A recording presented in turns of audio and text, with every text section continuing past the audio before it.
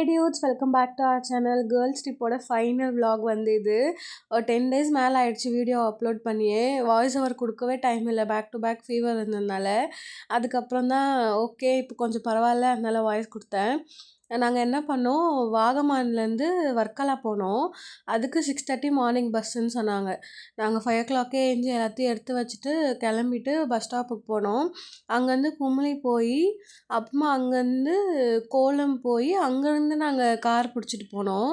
இந்த ரூம் ஸ்டேவும் ரொம்ப நல்லா இருந்துச்சு. ஒருத்தவங்களுக்கு வந்து 3000 அவங்களே ஃபுட்டு தந்தாங்க. அங்கேருந்து நாங்கள் பீச்சுக்கு போனோம். அதுக்கப்புறம் அந்த டே முடிஞ்சிடுச்சு. ஏன்னா நாங்கள் ரீச் ஆகிறதுக்கு மதியானம் ஆயிடுச்சு.